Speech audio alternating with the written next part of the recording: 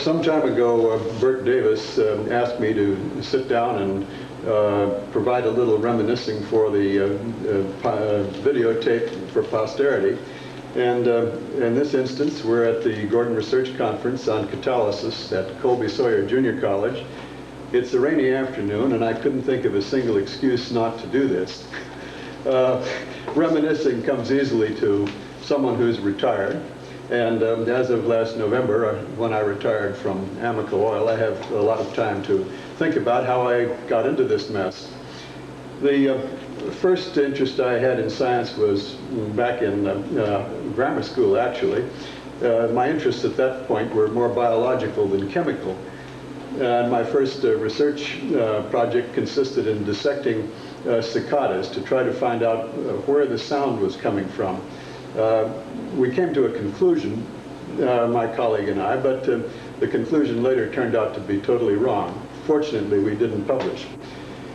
Later in high school, I decided that chemistry was a more interesting and lucrative subject than biology. I've since had second thoughts about that, but chemistry it was. And by the time I had reached my senior year, under the inspiration of a very able high school chemistry teacher at Stockton High School, where I went to school, I became convinced that what I wanted to do was to become an industrial research chemist. And so it's written in my high school yearbook. From Stockton High, I went to Berkeley, and this was a very good time at Berkeley. Many present and future Nobel winners were on the faculty at that time. I took freshman chemistry from Joel Hildebrand, and in lab sections at various times I had Latimer and Gioch and W.C. Bray. There were, as junior instructors on the faculty at that time, others such as Glenn Seaborg and Melvin Calvin, and many others who later won considerable distinction in chemistry. The atmosphere was such as to really stimulate an interest in science, and I consider that that was largely responsible for my desire to continue on after graduating. Fortunately or unfortunately, I had an interruption in my academic training called World War II, and spent 3 years in the Navy, where I was an electronics officer, finally with Carrier Air Group 11. After getting out of the Navy, I married my wife, and we both decided we were going back to grad school. She was working in agricultural bacteriology, and I wanted to work in chemistry. We both managed to find appointments at Wisconsin, and I had been particularly interested in working for Farrington Daniels there. I had earlier at Berkeley done undergraduate research under William Crowell Bray, who was one of the most inspirational teachers I ever encountered. Taube, who recently won the Nobel Prize in Chemistry, was a graduate student of Bray's, and wrote a glowing tribute to Bray, or gave it as an award address at a recent ACS meeting, and this was later published in CNE News. He was 100% right. Bray was indeed one of the most inspiring and careful workers that I have ever seen. And had it not been for Bray, I probably would not have gone on to grad school. Farrington Daniels was working in gas phase kinetics at the time I came to work for him, and using, for the period, high vacuum techniques, using all glass systems, and was very concerned that everything be done with utmost care and purity. And so the reactions I was supposed to study at that time were thought to be homogeneous gas phase reactions. But this was the first exposure I really had to heterogeneous catalysis. The reactions turned out to be entirely wall catalyzed, and chains initiated at the walls and extended out into the gas phase, and in some cases ended at the walls. The lessons I learned then about careful observation of small details proved useful in much later work. But it also filled me with a disinclination to continue working in gas-phase kinetics. After leaving grad school, because I was a native Californian and because our families were both in the Bay Area, decided to return to California and work for California Research Corporation, which was later to become Chevron Research. I spent 8 years there working on fundamentals of dispersancy in hydrocarbon solids, and decided eventually that catalysis was really not that complicated, and certainly far more interesting than working on detergent solutions in oil.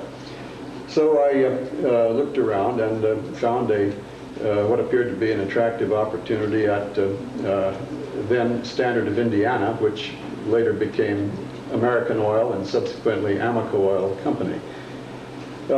When I first came to work at Amoco, they were very much interested in my working on infrared studies of catalyst surfaces. Bob Ishins had already pioneered the subject and aroused a lot of interest in various oil companies. And people had been actively working in various other laboratories on this rather interesting new technique. I was impressed, but also felt that, all the important work had really been done, and I ought to find something new and different to work on. However, my group leader assured me that he had gotten funding for this infrared study of catalyst surfaces, and I'd better work on it or else. So, yielding to his suggestion, I eventually decided that, I'd better make up my mind to do infrared studies. At that time, I hadn't done any infrared work, and so I joined up with the infrared spectroscopist in the analytical department, R.B. Hannon, who knew his spectroscopy, but really didn't know too much about catalysts or catalyst surfaces or colloidal properties of matter. He took one look at the types of samples we were hoping to get data on, commercial alumina supports, and assured me that there was no way we were going to get any decent data out on those samples, and that if I expected to get spectra, I would have to find samples that were more transparent. His idea was primarily that we should get smaller particles and one way or another cut down the scattering from large particles. Previously at Chevron, I'd been exposed to an aerogelling technique that S.S. Kistler had developed at Monsanto back in the 30s. And with this technique, which removed the solvent from a gel under supercritical conditions, it was possible to take a clear gel plate of a catalyst or catalyst support and make it into a transparent glass-like sample, which could then be calcined in air or reduced at higher temperatures and maintain its optical properties. Very little scattering was seen with such samples, and this made it possible for us to obtain detailed spectra on samples that were of interest to the company and yet were sufficiently transparent to permit the use of the then rather insensitive prism spectrometers that were available commercially.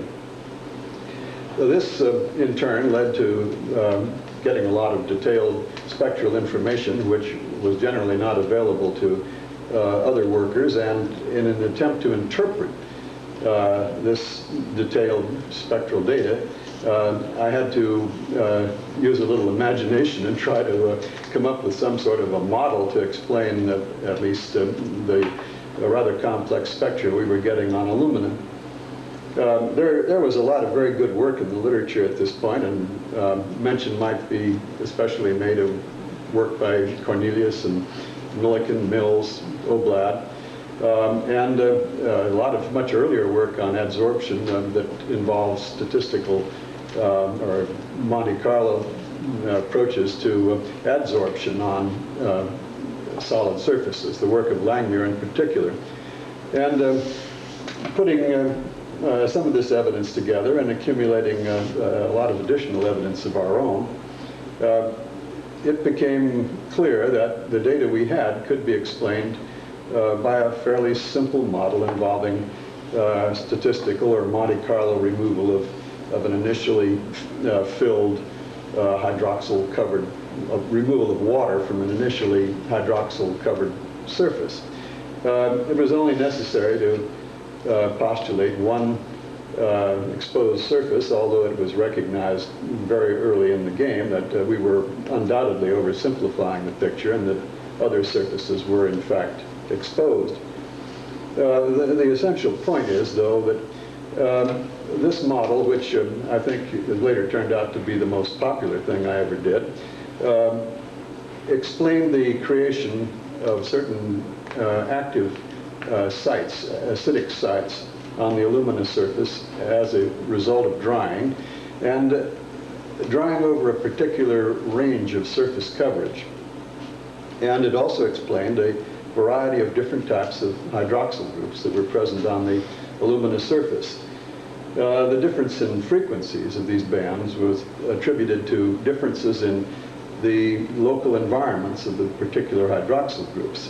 And that, in turn, reflected a difference in electric charge density at the site of attachment, which, of course, affected the strength of the hydrogen-oxygen bond. Well, using the aerogelling technique, we prepared samples of things like silica, aluminum phosphate, and various supported catalysts, nickel on silica, and were able to get really superior spectra with the spectrometers that were available at that time. And in every case, the quality of the data obtained generally led to a need for somewhat better or more detailed explanations of particular phenomena than had been necessary in the past on the basis of poorer data. Ultimately, of course, the spectrometer manufacturers came up with much improved spectrometers, the prism grating spectrometers, and by trading off resolution for increased energy by opening slits, it was possible to actually work with commercial catalysts. These were typically ground up in a mortar and pestle and then pressed into thin, self-supporting discs, which contained no binder of any sort. And with wide slits and slow scanning, it was possible to get good spectra out on these commercial catalysts. Well, this, of course, was of considerable practical interest to Amoco Oil, and a series of investigations of the catalysts that were typically used in refining processes followed as a result.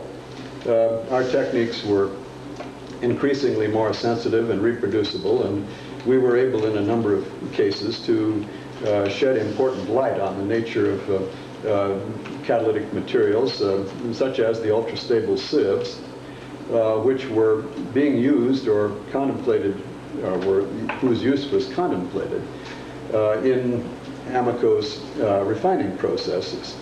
Some of these findings were later published. Some of the findings were also published indirectly in the investigations of others outside of Amoco Oil. But the work on zeolites and subsequent work on supported metals, such as the platinum and platinum-rhenium catalysts, were important in guiding Amoco in making catalyst selections and pointing directions for future catalyst development. We subsequently got interested in things like the more complicated cobalt moly and nickel moly catalysts, and supported chromia and combinations of various other metals. And ultimately, I think were heavily involved in looking at practically every type of catalyst that is used in petroleum refining. This included metals on cracking catalysts, study of supported vanadium and nickel and iron and the interactions of these metals. While a lot of this had relatively little academic interest, the potential practical benefits of more detailed knowledge of catalyst surfaces could easily be supported by industrial sponsors.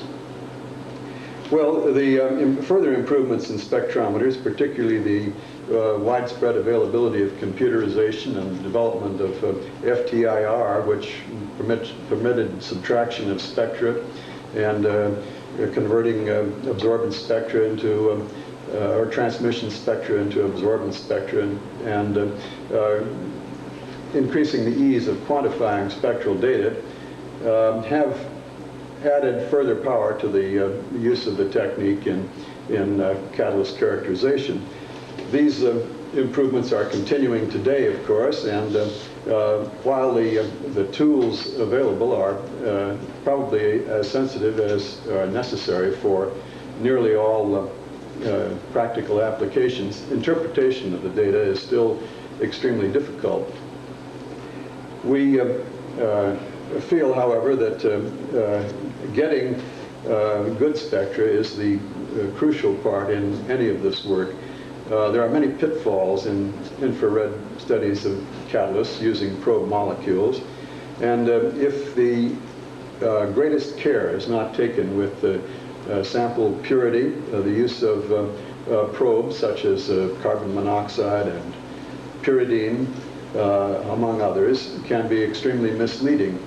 Traces of carbonyls in the case of CO, or traces of water in the case of pyridine, can give completely misleading results if people who are doing the work are not fully conscious of what sorts of pitfalls can exist.